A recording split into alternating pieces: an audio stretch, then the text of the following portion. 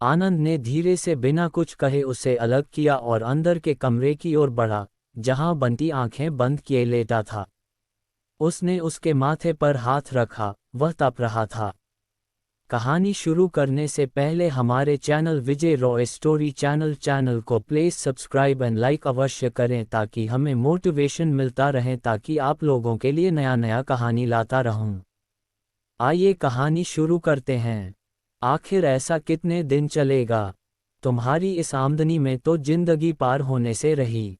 मैंने डॉक्टरी इसलिए तो नहीं पढ़ी थी, न इसलिए तुमसे शादी की थी कि यहाँ बैठकर किचन संभालूं, रानी ने दूसरे कमरे से कहा तो कुछ आवाज आनंद तक भी पहुंची। सच तो ये था कि उसने कुछ ही शब्द सुने थे, लेकिन उनका पूरा अर्थ अपने आप ही समझ गया था। आनंद और रानी दोनों ने ही अच्छे व संपन्न माहौल में रहकर पढ़ाई पूरी की थी। परेशानी क्या होती है, दोनों में से किसी को पता ही नहीं था। इसके बावजूद आनंद व्यवहारिक आदमी था। वह जानता था कि व्यक्ति की जिंदगी में सभी तरह के दिन आते हैं। दूसरी ओर रानी किसी भी तरह ये दिन बिताने को तैयार नहीं थी। वह बात बात में बिगड़ती, आनंद को ताने देती और जोर देती कि वह विदेश चले। यहाँ कुछ भी तो नहीं धरा है। आनंद को शायद ये दिन कभी न देखने पड़ते, पर जब उसने रानी से शादी की तो अचानक उसे अपने माता पिता से अलग होकर घर बसाना पड़ा। दोनों के घर वालों ने इस संबंध में उनकी कोई मदद तो क्या करनी थी, हाँ, दोनों को तुरंत अपने से दूर हो जाने का आदेश अवश्य दे दिया था। फिर आनंद अपने कुछ दोस्तों के साथ रानी को ब्याह लाया था। तब वह रानी नहीं, आयशा थी। शुरू में तो आयशा के ब्याह को हिंदू मुस्लिम रंग देने की कोशिश हुई थी, पर कुछ डराने धमकाने के बाद बात आईगी हो गई। फिर भी उनकी जिंदगी में अकेलापन बैठ चुका था और दोनों हर तरह से खुश रहने की कोशिशों के बावजूद कभी न कभी, कहीं न कहीं निकटवर्तियों का, संपन्नता का और निश्चितता का अभाव महसूस कर रहे थे।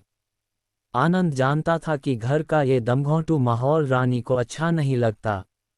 ऊपर से घर गृहस्थी की एक साथ आई परेशानियों ने रानी को और भी चिड़चिड़ा बना दिया था। अभी कुछ माह पहले तक वह तितली सी सहेलियों के बीच इतराया करती थी।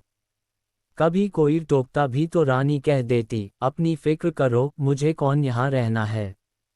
मास्टर ऑफ सर्जरी एमएस किया और यह चिड़िया फुर। फिर वह सचमुच चिड़ियों की तरह फुदक उठती और सारी सहेलियां हंसी में खो जातीं। यहाँ तक कि वह आनंद को भी अक्सर चिढ़ाया करती। आनंद की जिंदगी में इससे पहले कभी कोई लड़की नहीं आई थी।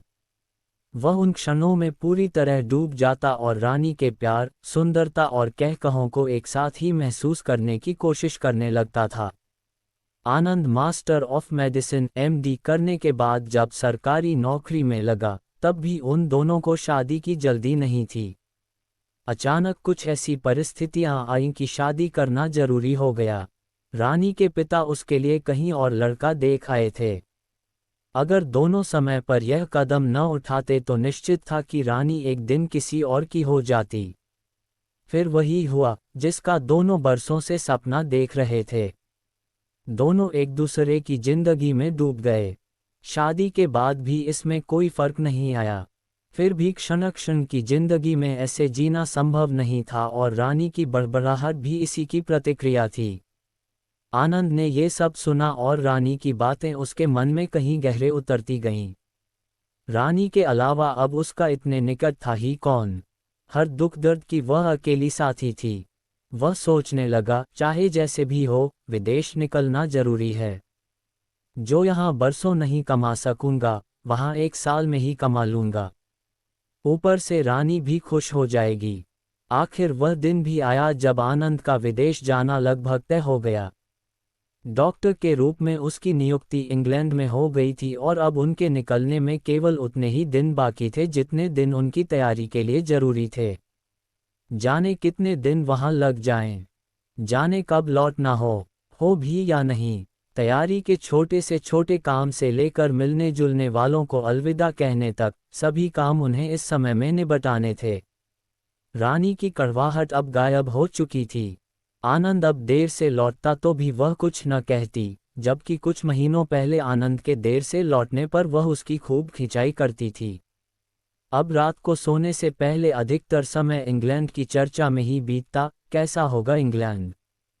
चर्चा करते करते दोनों की आंखों में एक दूसरे के चेहरे की जगह ढेर सारे पैसे और उससे जुड़े वैभव की चमक तैरने लगती और फिर न जाने दोनों कब सो जाते। चाहे आनंद के मित्र हों या रानी की सहेलियां, सभी उनका अभाव अभी से महसूस करने लगे थे। एक ऐसा अभाव जो उनके दूर जाने की कल्पना से जुड़ा हुआ था। आनंद का तो अजीब हाल था। आनंद को घर के फाटक पर बैठा रहने वाला चौकीदार तक गहरा नजदीकी लगता। नुक्कड़ पर बैठने वाली कुंजड़े लाख झगड़ने के बावजूद कल्पना में अक्सर उसे याद दिलाती, लड़ लो जितना चाहे लड़ लो। अब ये साथ कुछ ही दिनों का है। और फिर वह दिन भी आया जब उन्हें अपना मोहल्ला, अपना शहर, अपना देश छोड़ना था। जैसे जैसे दिल्ली के लिए ट्रेन पकड़ने का समय नजदीक आ रहा था, आनंद की तो जैसे जान ही निकली जा रही थी।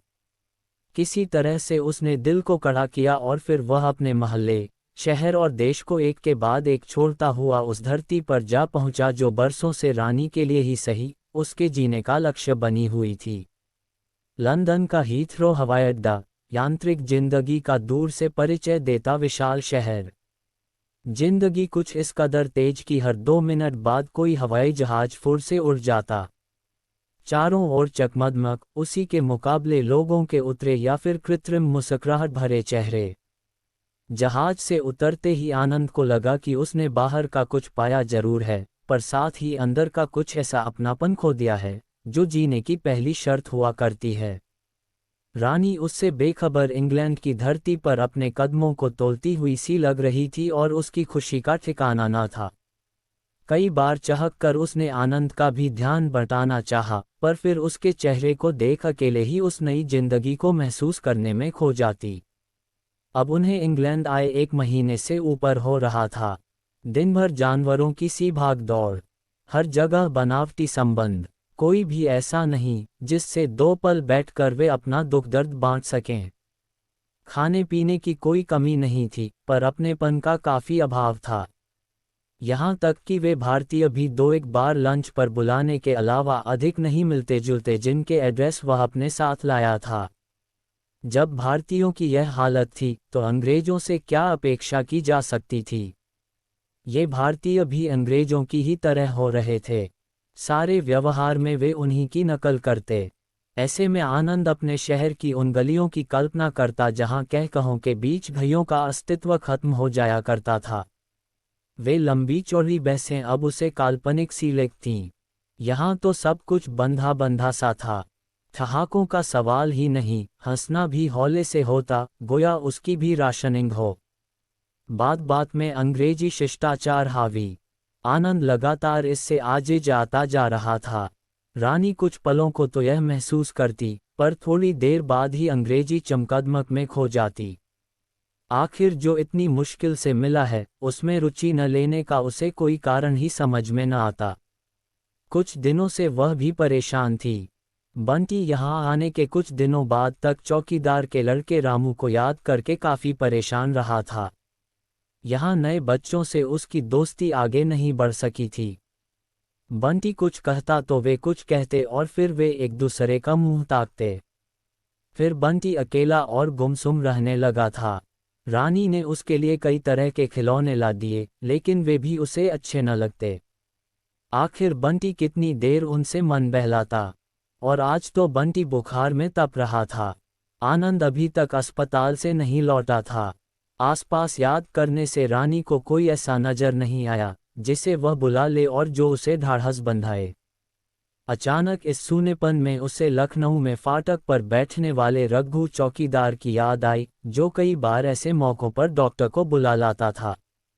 उसे ताज्जुब हुआ कि उसे उसकी याद क्यों आई। उसे कुंजड़ी की याद भी आई, जो अक्सर आनंद के न होने पर घर में सब्जी पहुंचा जाती थी। उसे उन पड़ोसियों की भी याद आई जो ऐसे अवसरों पर चारपाई घेरे बैठे रहते थे और इस तरह उदास हो उठते थे जैसे उनका ही अपना सगा संबंधी हो। आज पहली बार रानी को उनकी कमी अखरी। पहली बार उसे लगा कि वह यहाँ हजारों आदमियों के होने के बावजूद किसी जंगल में पहुंच गई है, जहाँ कोई भी उन्हें पूछने वाला नहीं है। आनंद अभी तक नहीं लौटा था। उसे रोना आ गया। तभी बाहर कार का हॉर्न बजा। रानी ने नजर उठाकर देखा, आनंद ही था। वह लगभग दौड़ सी पड़ी, बिना कुछ कहे आनंद से जा चिपई और फफक पड़ी। तभी उसने सुबकते हुए कहा, कितने अकेले हैं हम लोग यहाँ, मर भी जाएं तो कोई पूछने वाला नहीं। बंटी की तबीयत ठीक नहीं है और एक एक पल मुझे काटने को दौड़ रहा था। आनंद ने धीरे से बिना कुछ कहे उससे अलग किया और अंदर के कमरे की ओर बढ़ा, जहां बंटी आंखें बंद किए लेटा था। उसने उसके माथे पर हाथ रखा, वह तप रहा था। उसने कुछ दवाएं बंटी को पिलाईं। बंटी थोड़ा आराम पाकर सो गया। थका हुआ आनंद एक सोफे पर लुढ़क गया। दूसरी ओर आराम कुर्सी पर रानी निढाल पड़ी थी।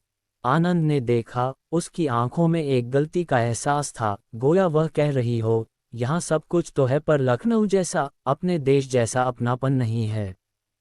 चाहे वस्तुएं हो या आदमी, यहाँ केवल ऊपरी चमक है। कार, टेलीविजन और बंगले की चमक मुझे नहीं चाहिए। तभी रानी थके कदमों से उठी। एक बार फिर बंटी को देखा। उसका बुखार कुछ कम हो गया था। आनंद वैसे ही आंखें बंद किए हजारों मील पीछे छूट गए अपने लोगों की याद में खोया हुआ था। रानी निकट आए और चुपचाप उसके कंधों पर अपना सिर टिका दिया, जैसे अपनी गलती स्वीकार रही हो।